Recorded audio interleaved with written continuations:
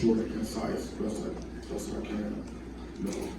Give Minnesota credit. They have a really good football team, and they know who they are. They play to their strengths.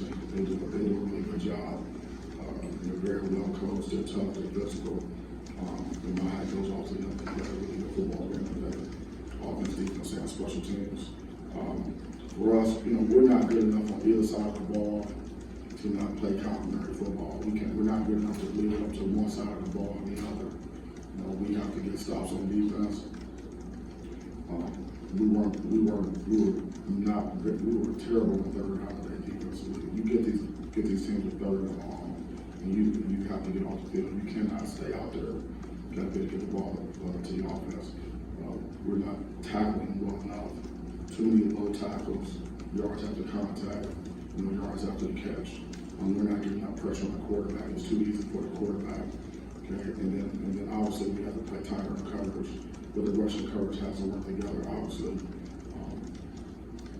And then offensively, we have to when we do get the ball, we have to do something with it.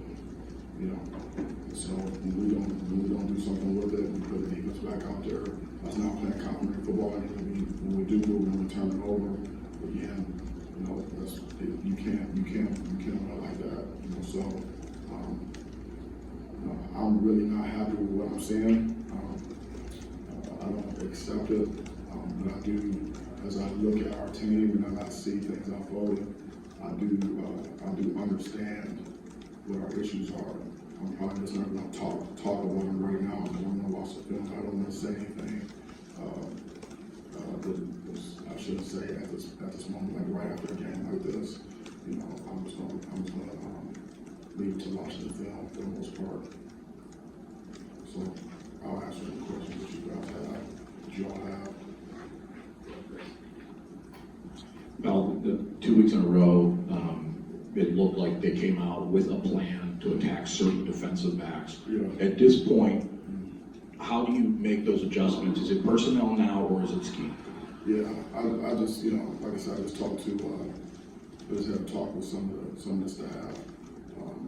I've got some ideas on, because I've kind of been down the road before a little bit.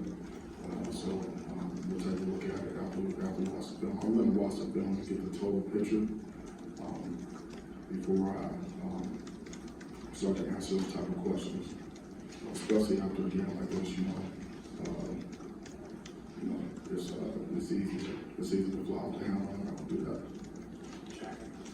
The slow starts, again, it was score, 3.5 score. You're in such a hole. What can you do about that? With slow starts, yeah, it's going to come down to execution. Everything we do is designed to work. Why it's not working after we watch the film. But obviously, we have to start faster. Both sides of the ball. But I'm not really going to break this thing down until I see it. That's not a good formula, especially after a game like this to give answers until I start specific answers about how we're going to fix things and do things until I watch the film and give the staff. In the middle here. This is the second week in a row with less than 50 yards rushing for you guys. I guess, just from your spot on the sideline, what have you seen there that just is not good enough to get it done so far? Yeah, well, from where I am, I'm just looking for push and surge, and so, sometimes it's there, sometimes it's not. And so, I'm gonna look at it and see if it's, where are we not stout enough, where are we not strong enough. And the run game is not just the line, it's not just the backs, it's the line, the tight ends, and the receivers, and then the backs run hard. So, I'll take a look at it. Now, short of, obviously, you're not going to make any big declarations on, personnel or those sort of things right now, but when you see the game going the way it is, are you sensing that the players are they starting to feel in that second half a little beaten? And I guess, what's the key mentally and emotionally to keep this team from kind of going down that hole here? Yeah, so that's up to individuals,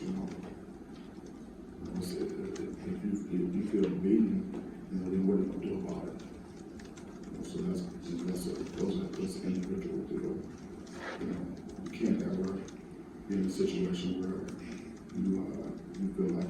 And then if you feel like you're beating them, what does that mean?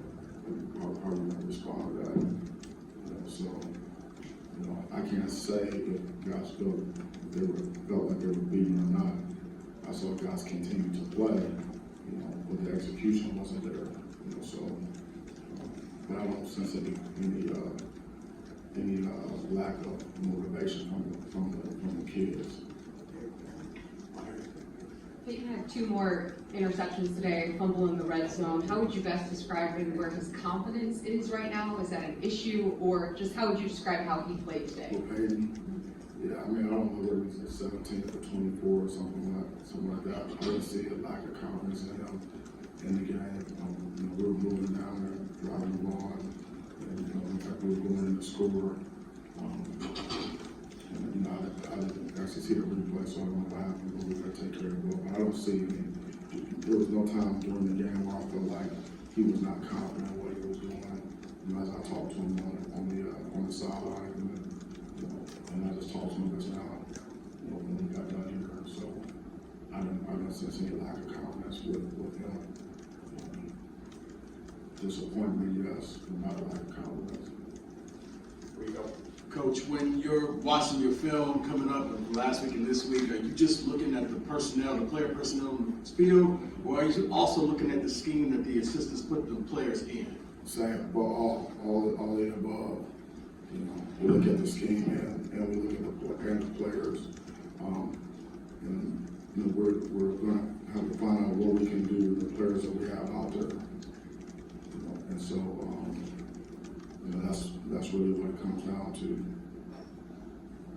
Ranger coach, can you give us an injury update on Chris Vogel? You know, I don't know at this point. I haven't talked to the trainer. When I leave here, I go up to the coach's locker room, and then he gets with me and we go over the report. But I haven't done that yet. I'll do that when I leave here. So I don't have an update for you. You know, we talked a lot about the players and the scheme. What about your coaching staff right now? Where is your confidence level on both sides of the ball with your coaching staff? I'm very confident in the coaching staff. I'm confident in the type of guys they are. And so we're just going through a tough stretch right now, but I don't have a lack of confidence in any one of my coaches, our coaches, on either side of the ball, special teams. That's one of the things that gives me confidence that we can figure some things out because we have a really good coaching staff with a lot of smart guys that are, you know, that care our competitors and are willing to do what it takes to find solutions. You guys, Minnesota ran 29 more plays than you guys did and controlled the ball for 42 minutes plus. Considering the performance last week, are you kind of blindsided by, you know, the team's lack of execution in this? No, I'm not blindsided. No. I mean, we knew what their game plan was. I told you guys at the beginning of the week what their plan was. Their plan was to run the ball and control the clock and time of possession. That's what they do, you know. And so, you know, we knew we had to stop that. But I'm not blindsided about a lack of execution. There's really nothing that happens out there that like shocks me. You know, just because I've just seen too much football. You know, so it's I'm not really shocked. I may be disappointed, you know. I may be angry, I may get frustrated at times, which I do. But we all want to compete and play better and win.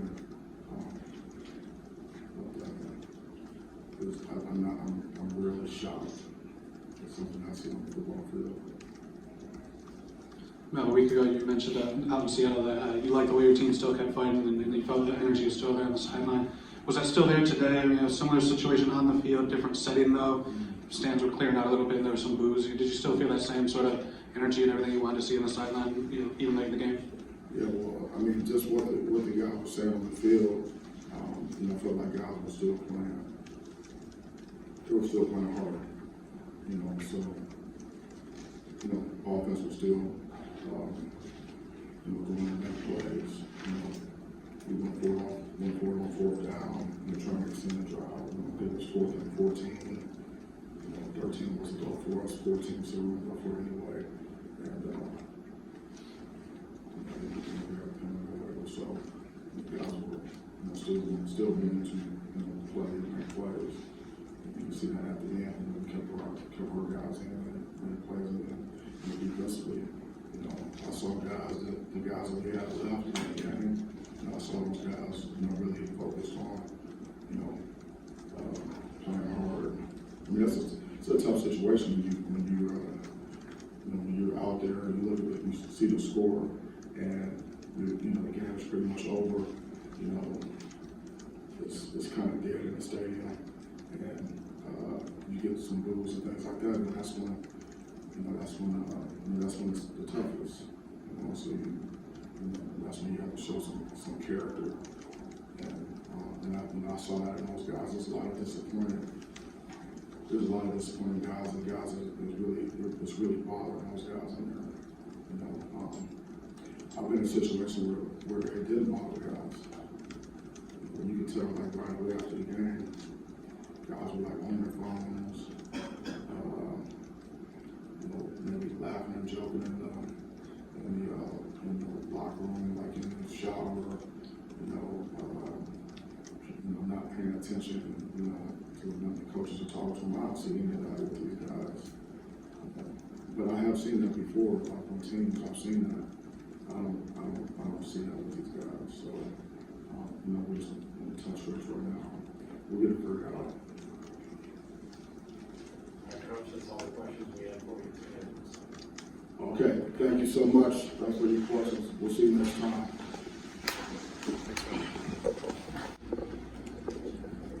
Maybe following a game like that, what's the message in the locker room to the players and the coaches, and then how do you respond to outing with them?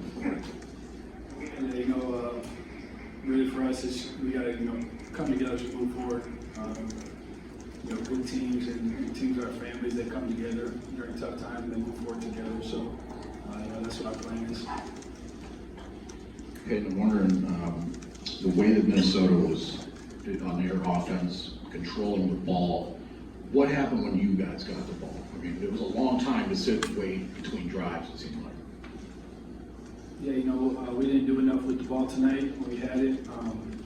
Needed to do a better job on 3rd down.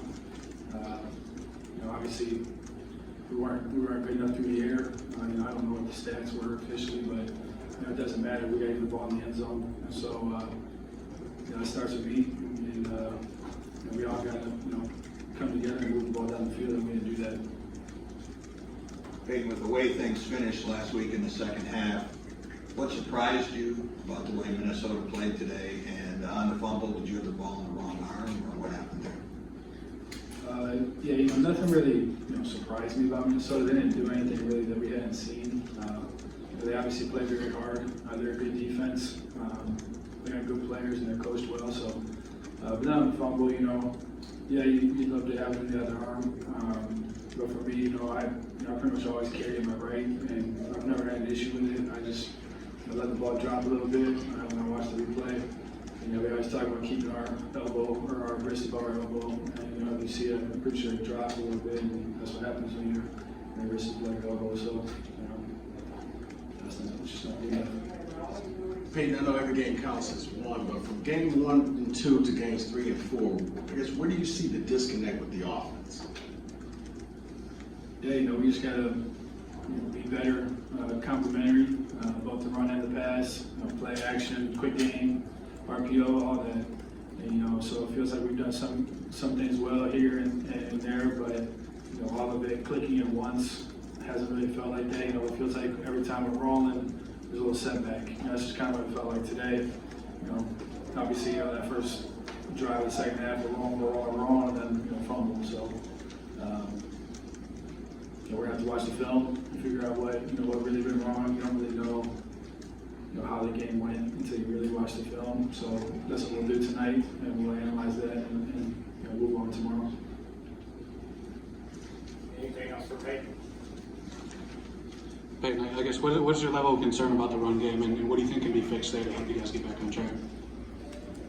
Yeah, I don't have a level of concern. if I had a level, it'd be very low. I have confidence in our offensive line, confidence in our running backs, and, it all goes hand in hand, and so, we're just gonna be looking to get better in every area of our offense. You talked about how it doesn't feel like it's clicking or you have momentum and then there's a setback. As the quarterback, as the commander of the offense, how does it feel personally for you? Not good at all. After a game like this, there's not really much to say. It just doesn't, it feels terrible, so it's really not a good feeling. Peyton, last game and this game, they score, you're 3-0, they score, and you're so far behind so soon. Is there anything you can do to get some kind of momentum going in the first quarter? Yeah, I feel like I said every week, we just gotta go execute, I'm sure we'll look at the film, there'll be one thing here, one thing there, and that's what, held us back, and so it's really just execution, and, us going out there and executing the plays that are called, and putting ourselves in a good situation on third down and stuff like that, and, like you said, we didn't do a very good job of that these last 2 games. All right, thanks, Vic. Thanks, guys. As an offensive player, how difficult is that to kind of build a rhythm when the other team's squelching you out like that? It's definitely hard to stay warm, and be ready to go out there when the opposing team is managing the ball so well. But you still have to stay focused, and you can't lose sight on what's going on. But it can get tough at times. 2 weeks in a row with the slow starts offensively, whether it's whatever the reasons are. How do you guys kind of pull yourself out of that? Because then you're not able to sustain drives, and then the defense is out there for a long time. Yeah, like I was saying earlier, the football season is a long roller coaster ride, and there's gonna be some ups and some downs. But keeping sight on what our end goal is the only way that you can get through tough times like this. What's the end goal right now, then? One game at a time. Our next opponent, after learning from this film, and just win. That's our goal. Every game we come into, we want to win, whatever the case may be. However, we got to do it. So we got to get back to that, and we can't be so casual. And I think that's what the case made us in today. We were just too casual on the field, on offense, defense, and special teams. We couldn't get the job done. Sure. Ups and downs here. What do you need to get some early ups? Just one, taking care of the ball, moving the chains, not having any 3 and outs early in possessions in the game, so that we can build confidence with ourselves and offense, and that the rest of the team can feed off of. Sure, when you're you said casual. Does that mean translated not enough urgency? Absolutely. Guys just not necessarily not caring enough, but not going out there and taking what we want. Thinking the game's going to come to us. You got to go out there and take what you want. Is it surprising to you that that's what you saw, considering what took place last week? It is. I thought we had a great week of practice and preparation. I thought guys were flying around, but we have to translate what we do on the practice field to the game field. And we didn't do that this week. Troy, when you're out there in the middle of it, does it feel like a repeat of last week in any kind of way? Did it feel completely different? I mean, there were some similarities in terms of them going up early and you guys not being able to run the ball as well. I'm just wondering, when you're out there, did it feel kind of like the same, or did it feel like it definitely felt different. Being in front of our home crowd, the woodshed, we feel like we let you guys down. We never want to come at your home and lose, but especially a blowout. That's very disappointing internally, and I know that the fans feel the same way. So yeah, it was definitely a different feeling. Did you hear the crowd booing, and how do you guys as a team kind of try and shut that out, especially when you're at home and you make a big deal of making the home feel such a big deal? Yeah, we heard it, but honestly, we can't be mad at people but ourselves, because we're the reason that's going on. So if we don't want that to happen, we have to be better.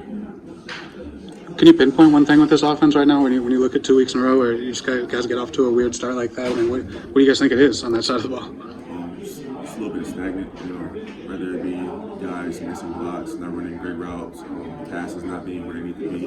It's everyone. It's not one guy, not one position group. But the good thing is we have guys who are capable of making plays. So once we get all this cleaned up, we'll be fine. How hard is it to get into a rhythm when you're really not out there that much?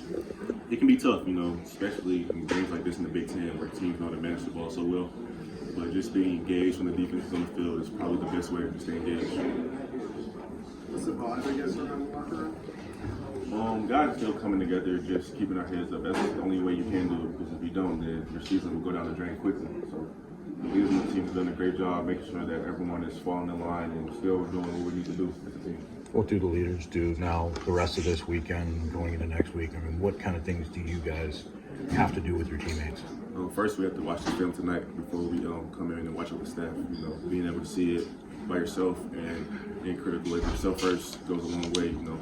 And then when the coaches can redo it, you already have seen it, what you have done wrong, and what you have also done right. So just taking the steps in the process so that we are ready for next week. Is this the kind of game that can maybe have overreactions from guys and, you know, challenge that neutral thinking mindset you're supposed to have? Absolutely. You know, like I said earlier, being a competitor, you never want to be on the side of the stick. So it can be frustrating to guys, but it takes maturity and just experience to know that, you know, it was a bad day, but don't throw everything down the drain because of one bad day. You still got to keep your head up and keep moving. You've played a lot with Peyton, obviously struggled again today. How do you see him kind of working through these things? Is he the kind of guy that puts a lot on himself and maybe too much at times? And how do you see him kind of rebounding? Yeah, you know, as a quarterback, that's how it is. You know, they get the most praise when things are going well, and then when things aren't going well, they get the most hatred. But Peyton, he's always going to be the biggest critic of himself, and I know that he's going to get back to the film and see what he needs to fix as an individual and as a team.